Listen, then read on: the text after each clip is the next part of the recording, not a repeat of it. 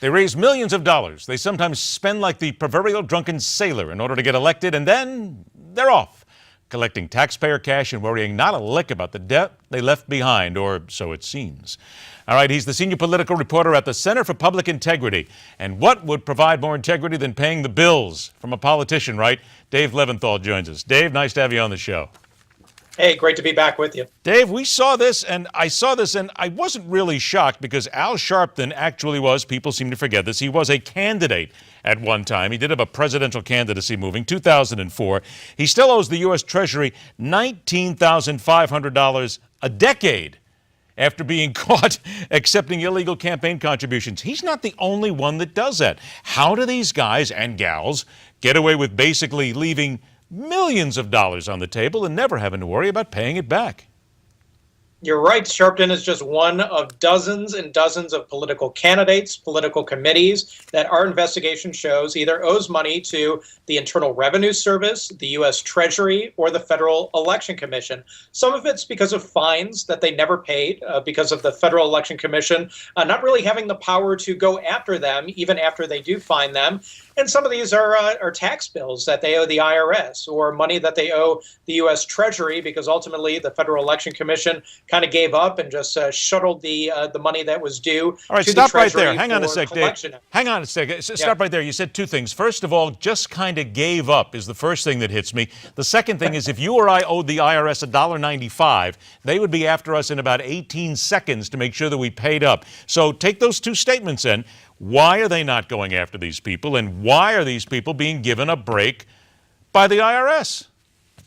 The Federal Election Commission is a little bit like a police officer who doesn't have a gun and doesn't have handcuffs. They can go ahead and try to enforce the law, and they do, but they don't have the power statutorily from Congress to actually go after these guys in a major way, and they will give over that responsibility effectively to the U.S. Treasury, which does have the power, but the U.S. Treasury has limited resources, and if you're talking about a $5,000 fine, a $10,000 fine, they'd rather go after the big guys who owe a heck of a lot more money than the little guys who don't owe that much, even if we're talking about the most public of affairs here, which is elections. When everyone runs publicly, you know who the candidates are, and if they break election law, well, nobody's really coming after them in many of these cases. Now, the IRS, sure, they like to go after people left and right, but at the same time, too, they're not going after necessarily people who owe them back taxes. And a perfect example would be Gary Bauer. He's a Republican candidate who ran in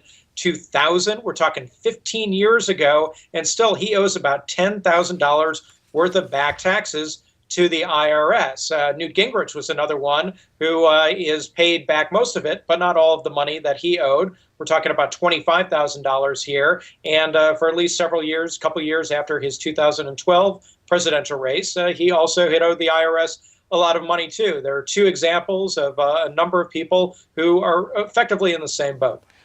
All right, now wait a minute. Let's just break this down and make it real simple then. Is the part of the problem, the biggest part of the problem here is that the quote-unquote alleged crooks are the ones making the rules?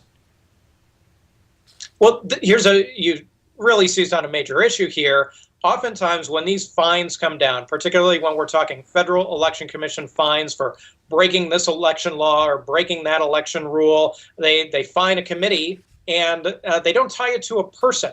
So if the XYZ political committee has been dinged for $5,000, $10,000, $20,000 for breaking election law, there's really not necessarily anyone who's going to pay it because it's being tied to the committee, which is not a person, of course, instead of the treasurer of the committee, or for that matter, the candidate, him or herself. So Congress, if it wanted to, could pass a law saying, all right, if a political committee screws up, they make a mistake, they break election law, it's going to be the candidate, not the committee, that's ultimately responsible for paying that fine. Now, there's another school of thought to that, which is that a candidate, especially if they have a very large, sprawling, say, presidential or Senate campaign, aren't going to be making every single decision that campaign makes. A lot of staffers might be involved. But we talked to plenty of people for our investigation who said, look, ultimately the buck has to stop with somebody. It should stop with the candidate, and the candidate, as a leader of that organization, should be responsible in part, if not in full, for the debts that are incurred from fines or unpaid taxes.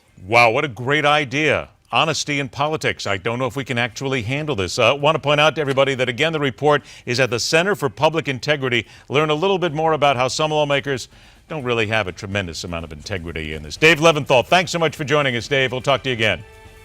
It's been my pleasure. Thank you. Take care. Later on this hour, a special edition of Politically Incoherent with one lawmaker who has no right to call anybody else crazy.